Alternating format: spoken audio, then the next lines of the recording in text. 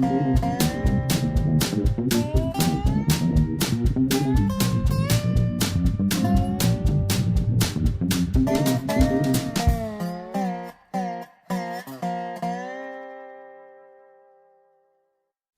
is Dave Monk, Prairie Monk, WEFT Champaign 90.1 on your FM dial. And Dave on the board.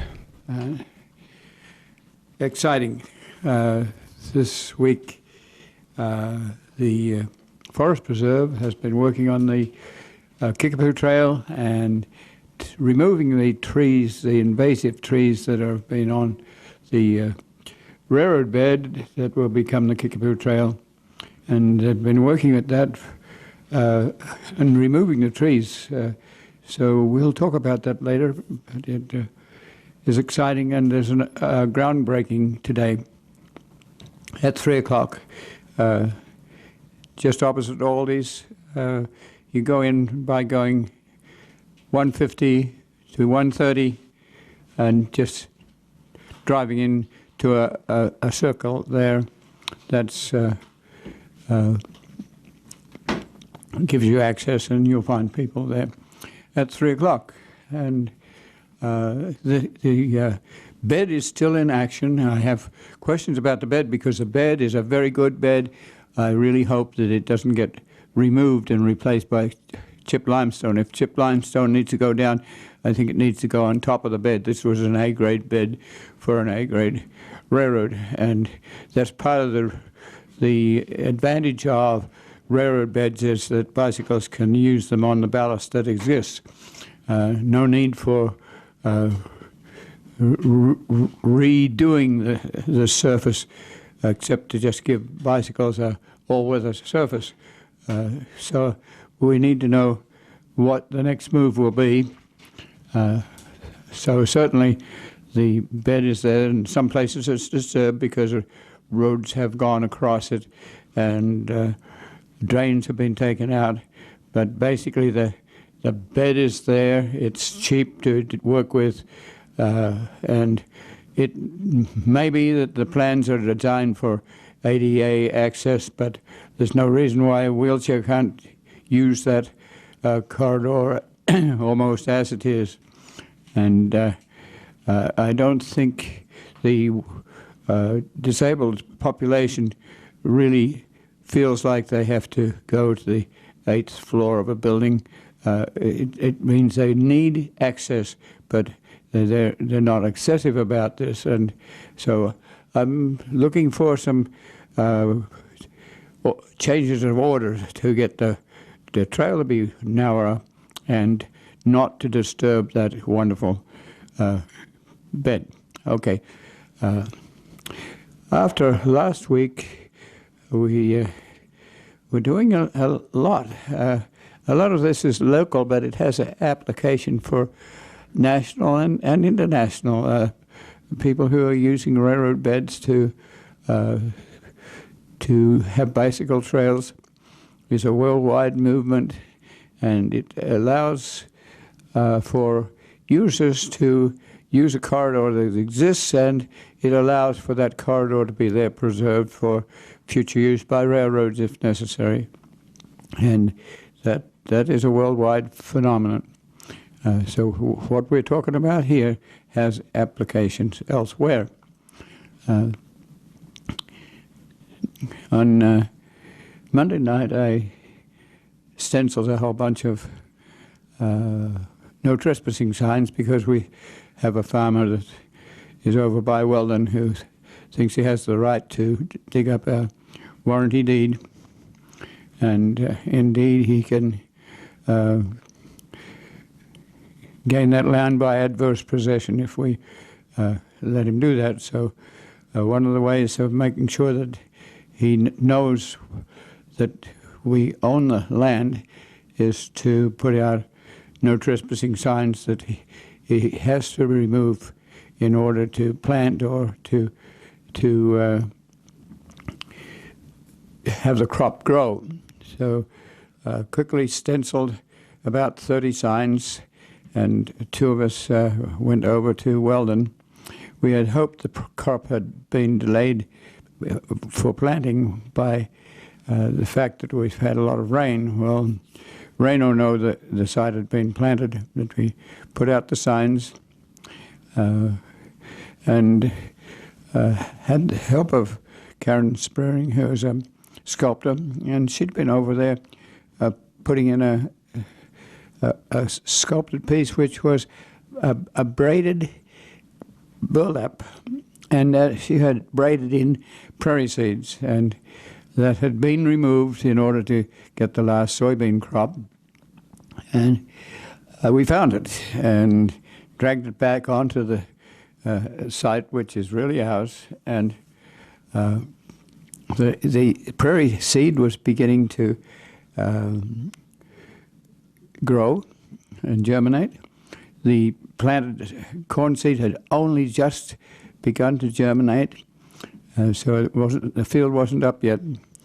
And that was achievement in a way.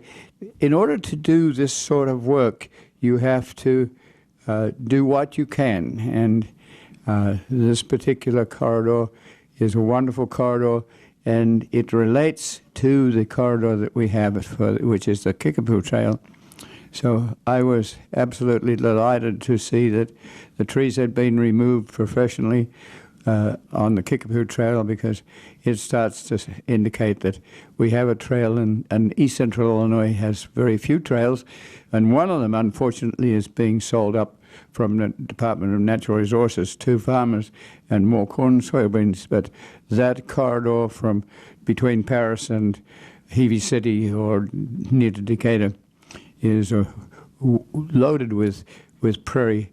Sometimes it's a little distorted by weeds and other things that have come in, but still it's prairie soil and wonderful. And so we've been talking to the Illinois Nature Preserves Commission as to how could we let the farmers know what they have, because often they don't realize that this corridor that looks like weeds on the edge of the ballast is really very valuable prairie.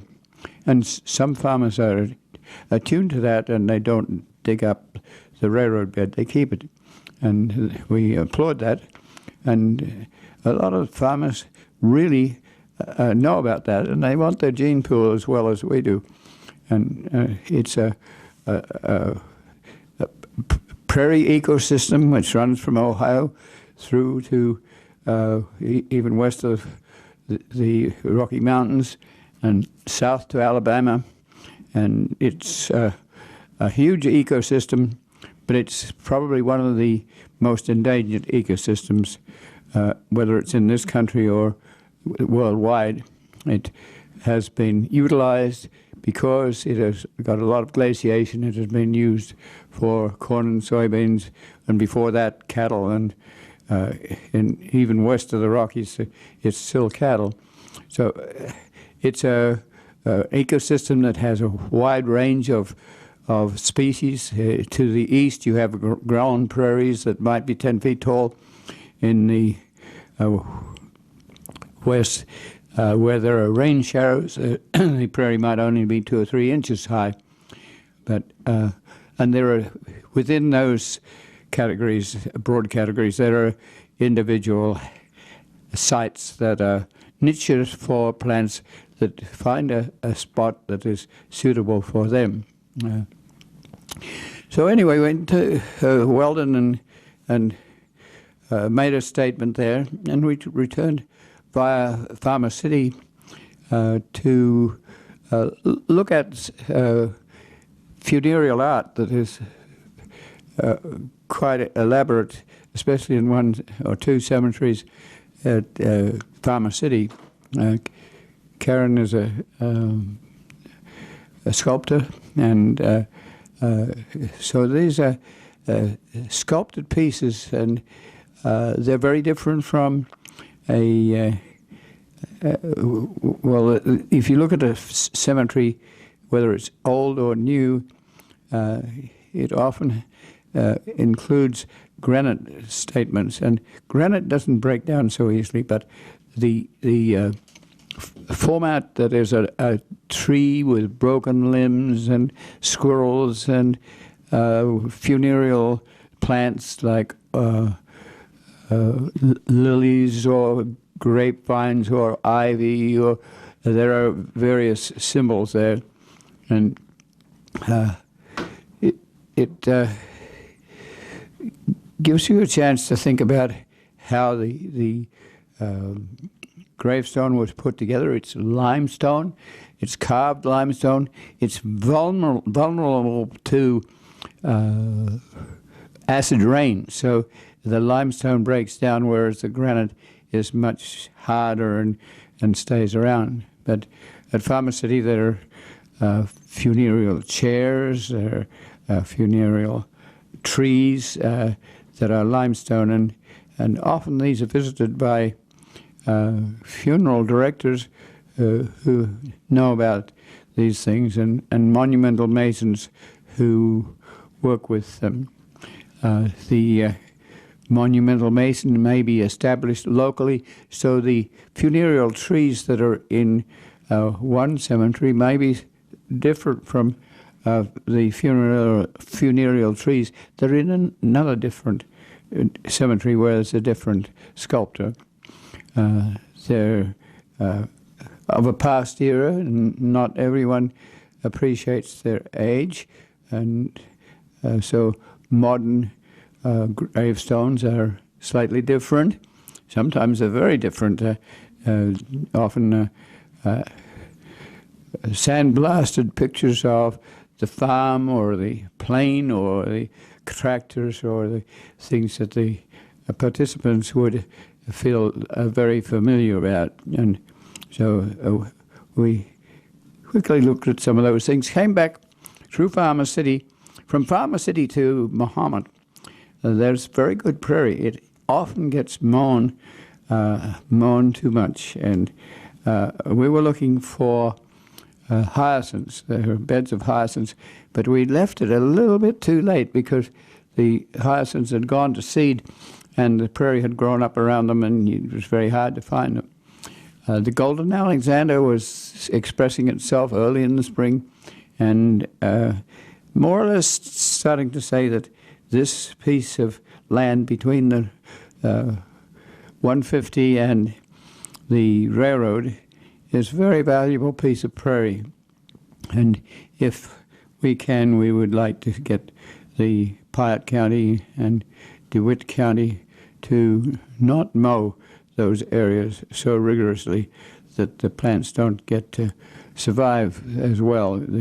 There's a certain number of plants that are robust that will survive anyway, but you can mow a prairie to make a statement that it's valuable. So please don't mow too much of it. But we are very aware that too much mowing will concentrate some species and leave other ones out. We didn't find our hyacinths, but the hyacinths are still detectable on the Lake Park Prairie, so we can show people what a hyacinth is, and we flagged them so that we can get the seed and spread the seed to make other artificial prairies or reconstruction prairies a little bit more like the nature that they were. It's like gardening with prairie seed, and you can recreate a prairie that looks somewhat like a prairie. It doesn't have the 100 species, nor does any prairie have 100 species. You go to a prairie and its niches are basically on outwash plains. There are wet species. On morainic areas there are drier species, and they sort themselves out. So if you go to a true prairie, you won't necessarily find 100 species, but overall there is a number of species, and they do find niches, and some of those plants are rather rare. There's a good question about milkweed at the time, because people are trying to preserve the monarch butterfly, and the milkweeds that farmers used to remove with a hoe, not herbicide, but with a hoe, are there. But if we leave them there, then often the prairie will be regarded as a weed patch, and the highest and best use for the weed patch is corn and soybeans, so that can be invaded. So there's this balance between planting members of the milkweed family for one particular butterfly. Try to keep it in balance. Try to not overindulge in one species or another. Try to make your prairie garden a little patchy, because that's how it is. And you'll find that some of the patches move over time to a slightly better glitch or niche for their activities. And so it's very interesting to watch a cornfield come back to a prairie and start to establish itself as a real prairie. That for neophytes, you would not notice the difference between that sort of prairie and an undisturbed prairie remnant. Looking at my notes here,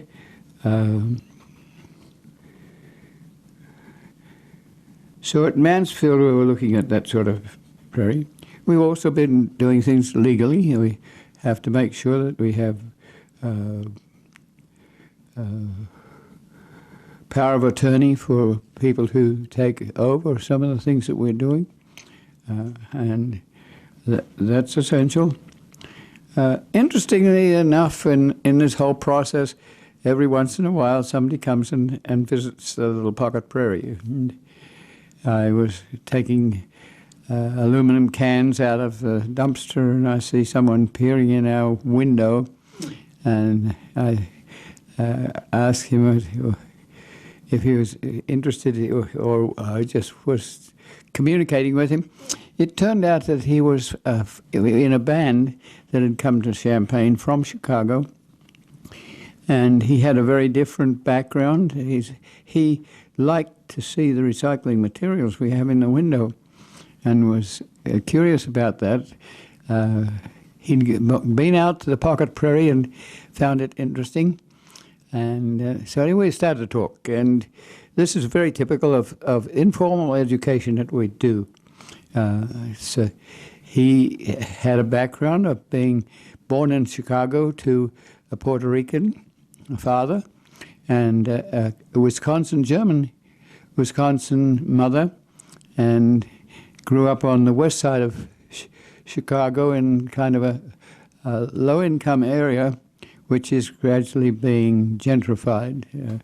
And so he talked about that. He had been to Millikan as a college, had worked some with the community college to upgrade his background, and then pulled out of it because he was thinking to do other things that you don't always get in the college. It takes a fair bit of internal fortitude, to put it mildly, guts to think about what you might do independently of the tradition. So when everything around you is a tradition of a college and gaining a degree, this person, Charlie was his name, and Charlie Marlane, and he decided to pull out of college, and he became a musician in a lower income area where the tradition was to salvage from fairly affluent stores and private situations, so that you can, even in high-priced Chicago, you can live very frugally. There has to be a balance between the Puerto Rican community and the black community and other Latino communities, all of which have a little bit of difference. They have the things like escaped cockatoos that they love. They do street festivals. They do street music, street art. And he has been very grateful to have been a part of this, and he couldn't have done that without pulling away from his college background. And he was in Champaign. He works with bands that do travel and have status, and but he still has this background. His wife works with near to a fairly affluent community and deals with things like environmental issues, where some of the students don't always get a chance to realize that there is a need for environmental preservation and such issues. And it would seem that his wife is very much attuned to what Charlie is doing too. And so it's a cooperative venture here, and we very much approve of that sort of independent conversation, and it happens over and over again. This week I talked to a plumber, and his name is Kane, and his father was a plumber. And he did very well in high school, and the father didn't want him to go to college and be an academic. He wanted the family plumbing industry to continue. And that was fairly common in past eras. You had brothers and father and son, and not always daughters, but you had a lot of family involvement in a trade. So he became a tradesman, but he was almost an engineer, and he's very proud of the fact that he invented things and got them into action, and it saved a lot of time and energy at a applied level with craftsperson talent included. So once again, you have someone that had scholarships to go to the University of Illinois, but did not do that, but became a craft person of note. And he's getting to remember some of those things as we get older. Sometimes you want to revisit what you've done to see that you have done something that it was worthwhile. We don't always know what we want to do, and that's another question that involves people who are sometimes at a university situation. They come out of that expecting to have a job, and it doesn't always appear. So one of the things that's most helpful is that if you have an interest, an excitement, a passion about something, follow it through, because what your passion is there is very, very valuable. It gives you a twinkle in the eye, and it gives you the courage to move on.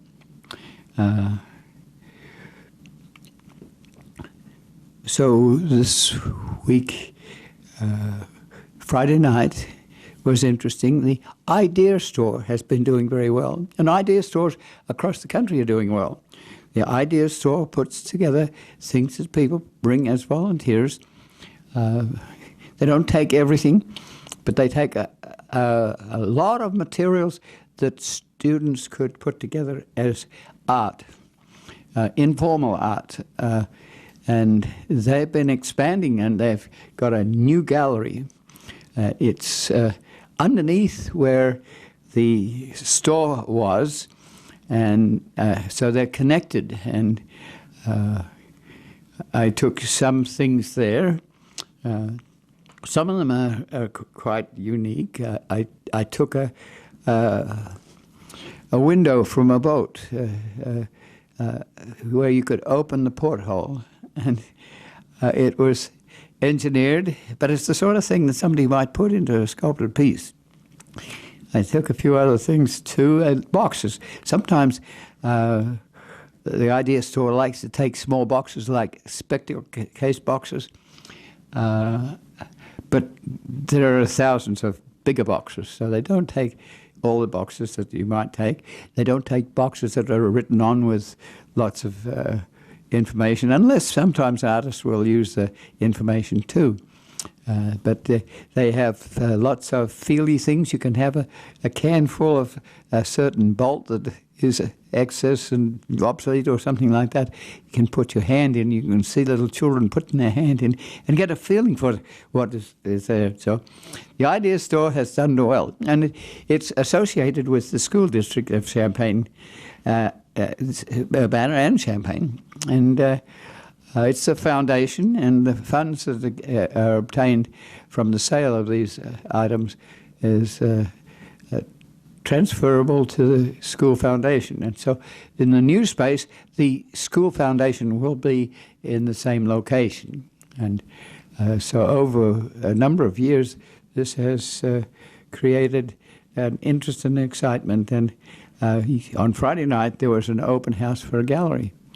And one of the major artists that was doing found object art is Melissa Mitchell, who is a long-time weft person, and she had dolls that had interesting things coming out of their head, or the Day of the Dead sort of pockets where you can take your little piece of funereal art to the cemetery and commune with your relatives and on the Day of the Dead.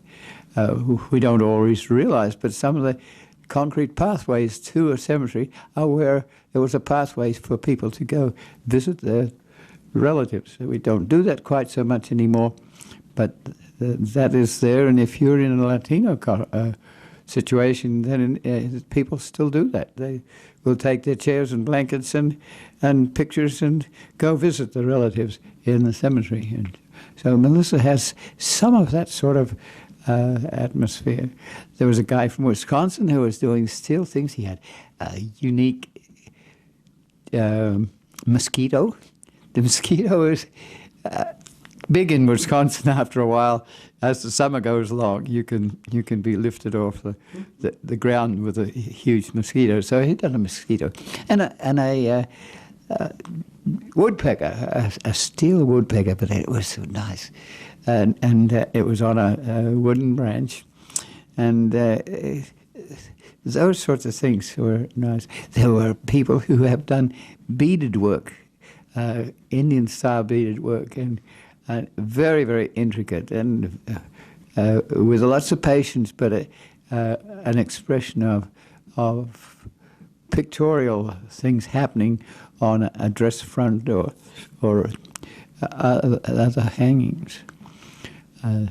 There were objects that had been built from cans and bicycle pieces that were fun robots with carrying a can or doing interesting things.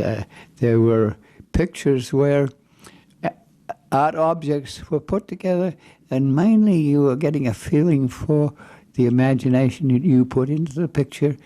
So a little piece in one corner might be a landscape, but overall, if you back off and look, there's a balance between the colors and the textures that are interesting. And but there also was a whole slug of example sorts of things that people put together to make some of these objects. And on Sunday, let me see, on Saturday afternoon, I think there was a seminar, a get-together of people who would use such objects and get some tutorial situation where they could be encouraged to put together found art. I asked the person who made the woodpecker what excited him, and he said, well, his father was an artist, and his father was able to look at a piece of wood and he'd say, that's a giraffe's head, or that's a frog. And to help me, he would start to carve, and he says, I do some of the same things. I know my father used to look at clouds, and he'd see sheep and all sorts of things in the clouds. He would show us what was in the clouds. And so many artists put together from their own imagination, and he'd done that too. A number of artists of this style come from Wisconsin, where people move north out of Chicago and find a little spot where they can put up an A-frame house or a workshop and do interesting things like this. Some of the pictures were just wonderful landscape, oil paintings or ceramics. Just so that show will be up for 2 weeks. So I encourage you to go visit it and get some notion for how you might use that little piece of steel that's been run over by 20 million cars, and it has a character to it. Pick it up and put it in your art. Okay, so the next thing we had to deal with was on Saturday morning between 8 and 12, there was an e-recycling. And that means that people could take their television sets and their computers and really put this together. So you have to know that functional obsolescence comes with some problems. When people went digital, all the large-backed computers and television sets became obsolete.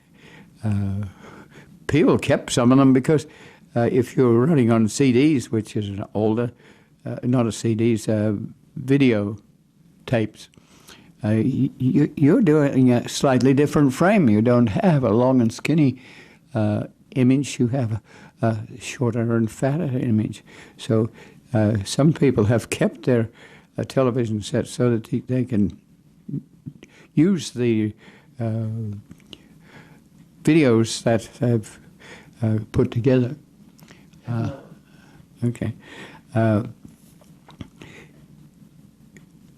The lineup was considerable. I went out to Bonneville and picked up some video equipment that is obsolete now because we've learned, and David has been very much a part of this, we've been using a more modern procedure. So some of the things that we saved for the past are no longer usable. And so I had 10 items. The limit was 10 items. I picked up 10 items and came back and went up Duncan Road, and wow, it was still 8 o'clock in the morning. So already there must have been hundreds and hundreds of cars lined up. And so I went down Bradley Avenue and back into Parkland College, and so I would guess there must have been at least 400 cars in the day, and all were carrying sometimes only one or two pieces, and I thought it was pretty nice that some of the golf cart people were running around, and they would find people with one piece of equipment, and they'd load it into the back, and they would take it to the salvage area. So I thought that was saving gas for the people who didn't really think that it was going to be taking 2 hours to dump your stuff. It was 2 hours. And if you think about that, here we have cars that move very slowly. If your car is dependent on a radiator, then sometimes you will boil because there's not enough air moving through the system.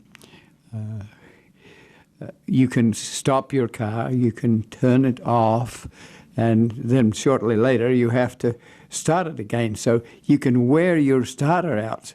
So probably it's better to just keep your car going. If you have 400 people, 400 cars, 2 hours, that's 800 hours of valuable time. So what are we saying about functional reuse? Could this sort of thing be more common? Could it be something that's supported for permanence? At the moment, you cannot take television sets the old-style long-back television sets to anywhere except to this sort of expansion. You have to wonder where these things are going. Do they go to Kansas and now they put in a landfill with a survey details so that if something leaks, it can be checked? Or do people get the gold and platinum and other elements out of the chips that are in those pieces of equipment? There were like 10 semi-trailers lined up to take these things. When you went, you didn't get out of your car. Some people opened up your doors and took the material that you brought. It was put on rollers, and then front-end loaders lifted it up into the semi-trailers. There were lots of volunteers. You didn't quite know who was administering this, because I was interested in asking why this number of cars couldn't be lined up on a lawn temporarily and given a number so that they could stop and not pollute the air with their constant exhausts. I just wonder how much pollution was going on in that situation.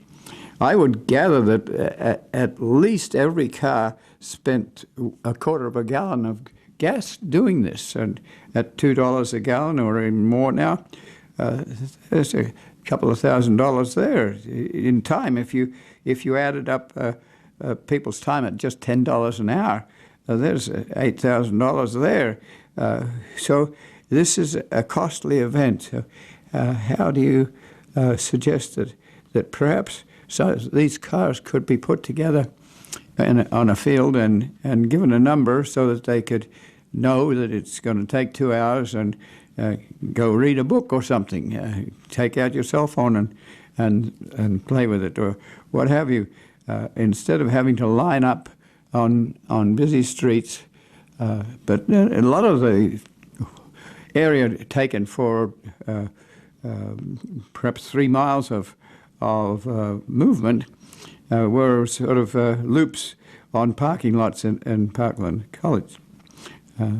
So bully for 2 people for doing what they did.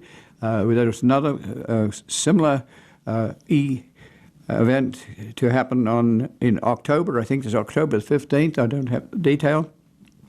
But it's obvious that there's a lot of equipment out there that needs to be moved and shaken.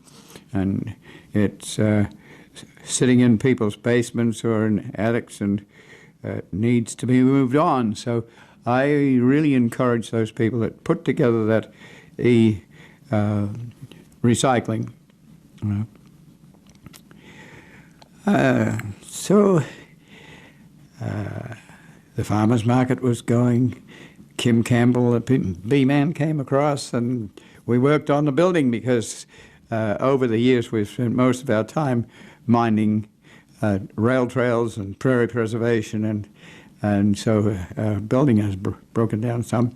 So we worked on windows and light replacements, and then I took Kim to the idea store. Just so he's also a sort of person that deals with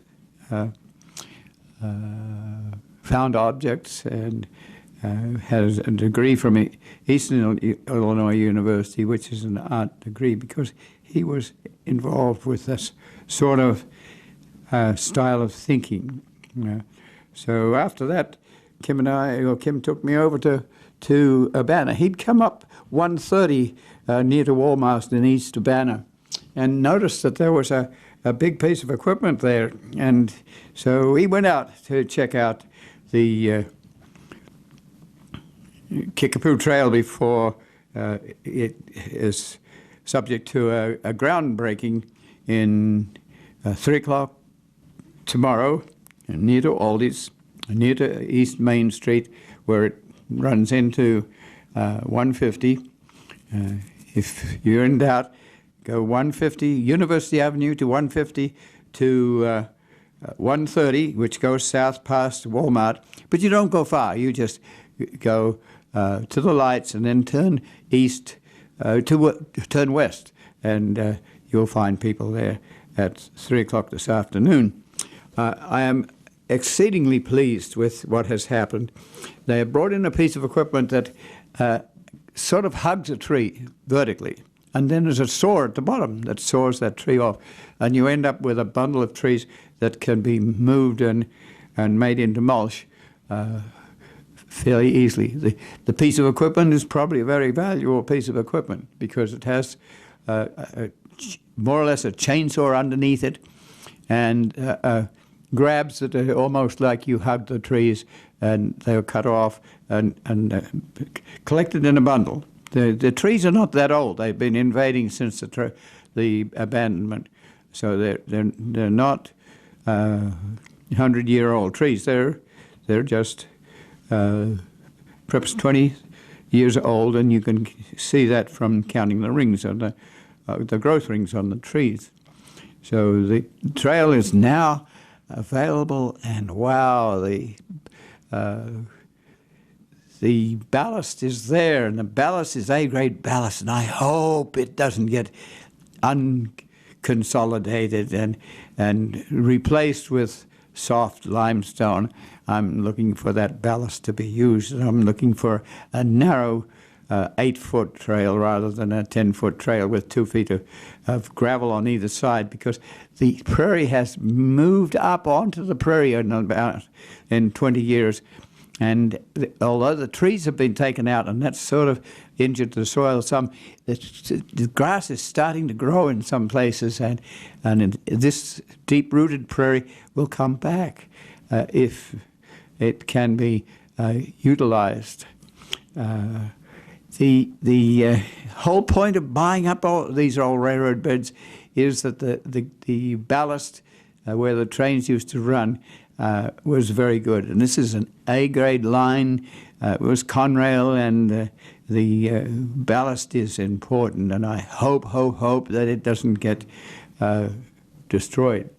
Quick question. Do I remember correctly that there have been times not too long ago when they had to do something like this, take up either ballast or just the good earth along the side of a road, like when they were widening a road, and then didn't the forest preserve actually get some of that soil? It was put to good use. It seems to me they took it out to Homer Lake or something like that. Yes, where the road has been widened for 4 miles, about 25 feet of rather valuable Drummer and Flanagan soil, and sometimes a little more skeletal soils. Some of the excess soil there that was removed to make room for ditches and drainage were given to the forest preserve and delivered to Homer Lake, where they'll grow as a prairie. That again is fairly disturbed, so it will grow weeds for quite a while until the prairie settles down, but that will be an important prairie site, and a little bit more original than a reconstruction prairie. So hopefully, at the very least, they're not just going to take that ballast and stick it in a landfill somewhere. They'll find a good home for it. I don't know, because sometimes the road planning people have a different way of thinking, and often they will remove 6 or 10 inches of ballast in order to put in 6 or 10 inches of chipped limestone, and I've seen that happen. I hope it doesn't happen here. The question is whether you can change a plan that is written in concrete, and but we're hoping that the prairie will grow up where the trees were. The prairie was there before the trees grew, and I just am very pleased with what's happened and the way they've done it. And they've gone along the ballast, and they've also gone down the sides, and you can now see the corridor, and it's amazing because you wouldn't have all really thought it was there. And adjacent to it is an interurban line characterized by the Ameren, or the power company, because that's where the power came from in the first place. The interurbans were electric, and they needed the line, and then the communities that were on that line would get their electricity from this power line. And so Ameren still owns those corridors, and we hope that that will augment the trail. And so all in all, I just approve, and I would encourage you to go to the groundbreaking today and talk to people. One of the things that is important with this is to have some plan that is discussed by the local community. Often the plan comes as a fait accompli, and that is a difficulty because when you're talking to engineers, you're talking a different language than if you're a biologist or an artist. And we need to get those people together. And how we do it is difficult, especially when the funds for this are coming from a Rail Banking Act, and it's federal money. So 80% federal money, 10% state money, and 10% local money. There has been some debate, and the Forest Preserve and the Conservation District have had an attempt to get a narrower corridor, but there's a sort of engineering one-size-fits-all, which is almost like a highway adjacent to a highway. And we would like to have that more a nature trail with sometimes the plants growing into the corridor itself. I see there are tapes around certain trees that are on the corridor that have been saved for a good reason. So we have people who are sympathetic, and I think that the Cross Construction, the agency that's doing the development, has sympathy for some of the things we're talking about.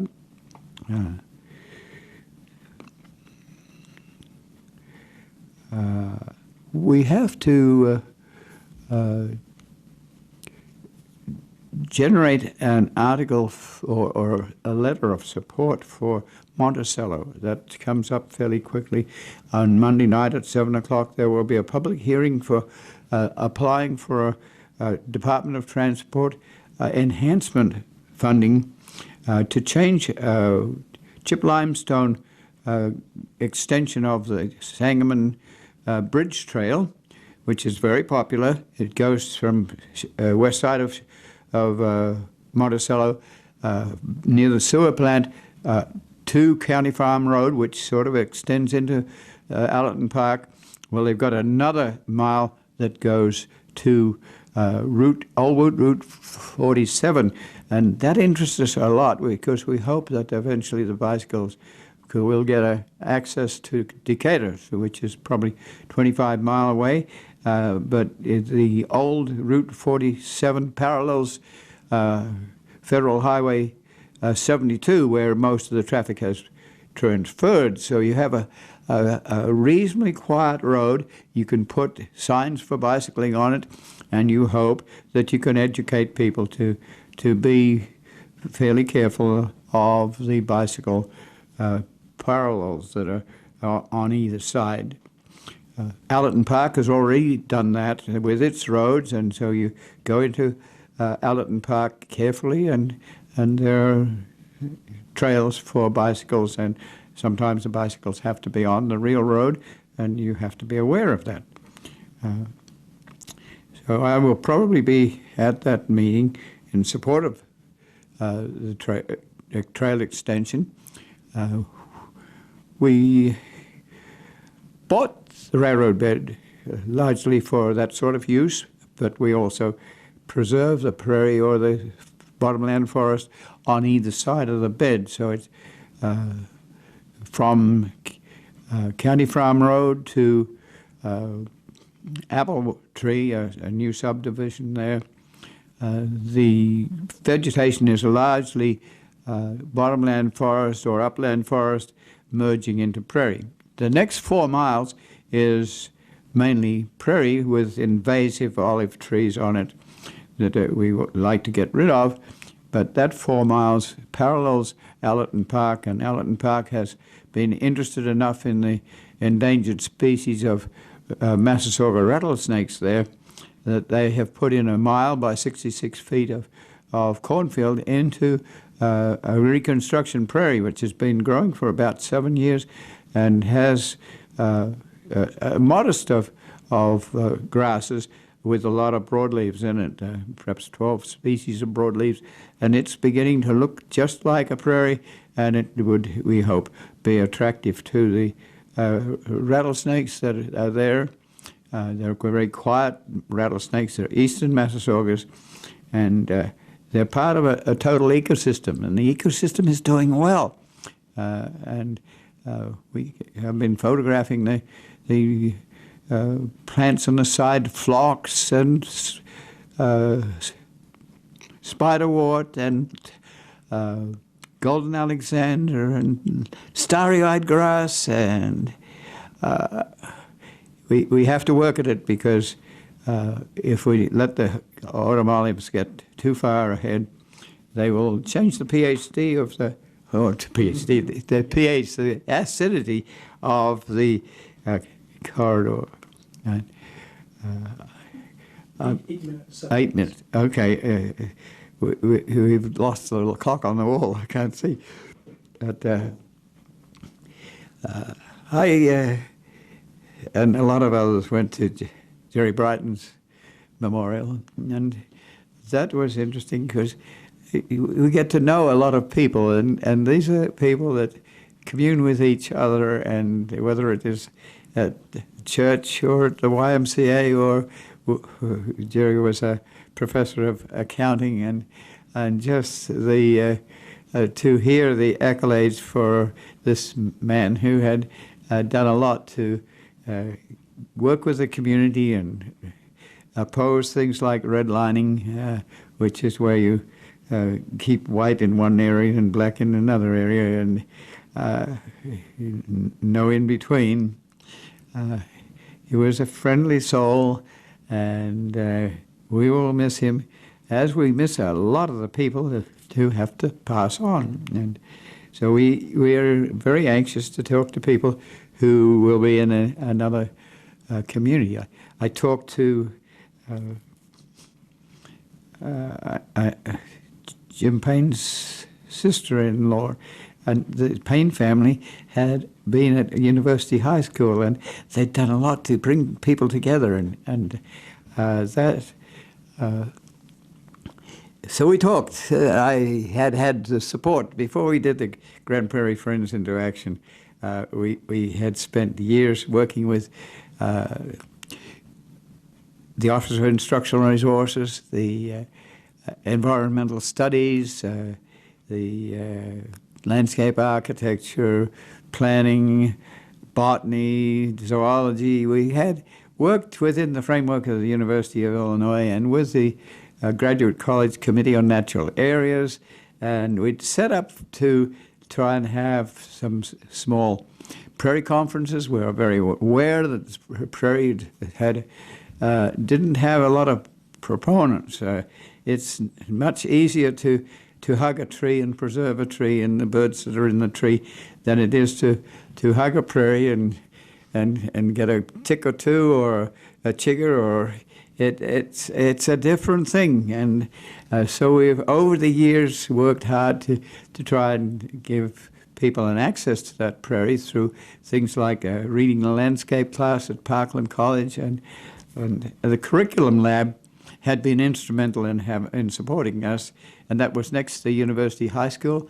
And we talked about the characters that often included school teachers. There was June Mank, who was on the city council in Champaign.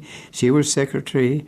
There were people who were principals that were loved, and sometimes there was a principal that allowed complete laissez-faire, and that could be very exciting for people who know how to handle laissez-faire, but it also can be very much a problem for people who expect to have a regular curriculum and a very regular education. I can remember the curriculum lab losing its watch lines, and eventually they after Marbell had been about 4 days working on it, they decided to ask a little guy that used to go into that building there, and he had found an old iliac parts, and he'd put them together, and he'd connected up with the watch lines, and he more or less said, well, what's the problem? Oh, we don't have watch lines. So he pulled various plugs, and the watch lines came back. So that was sort of independent thinking. But at the same time, you can be very frustrating to children and to students that are more mature to not have an organized introduction to a whole field. The organized introduction can actually be extremely helpful, because if you want to go into biochemistry or some sort of field that has a lot of information, the organized introduction to it, the history and the philosophy, is very essential. So we need that formal education, but we also need the ability to be local, be interested in particular problems, to problem solve, to get a team of people together to work on things like a Kickapoo Trail that has taken all sorts of people, including the forest preserves, the county conservation district in Vermilion County, and the state, and the bicycle way people, the vegetation people, the railroad people that want to preserve the railroad corridors. You need that, and we need to be able to teach those sorts of people. And actually, some of the most productive academic achievements have been achieved through teamwork. That it may not necessarily be in one university, but it may be astronomy that's looking at the universe from Tucson, Arizona, or through in the middle of Africa or Australia, where you get some access to less light pollution, and gradually you find out things that you never knew you could find out about. And it's very exciting, and sometimes that excitement is what we look for. Oh, okay. Well, remember to go to the groundbreaking at 3 o'clock this afternoon. It's opposite Aldi's, but don't go into Aldi's. Go into 130 South and turn back west, and it's near the Urbana, East Urbana post office. The exact address is 201 South Industrial Circle in Urbana. It's at the Tapman Commercial Building. I have to admit, I don't know what that is. If you're planning to bicycle to this, the easy way to get there is to simply get on Main Street in Urbana and take it as far east as Main Street exists. Eventually it dead ends, and you'll look across a field, not a field, just a grassy area, and there you'll see the Tapman building right there. So, and I'm not quite sure the distance, but that's not too long of a bike ride if you're in downtown Champaign or so. Get there. Yeah. So this has been the Dave Monk, Prairie Monk, WEFT Champaign 90.1 on your FM dial. And Dave on the board. And as always, all the views and opinions expressed here are solely those of the speakers and no one else.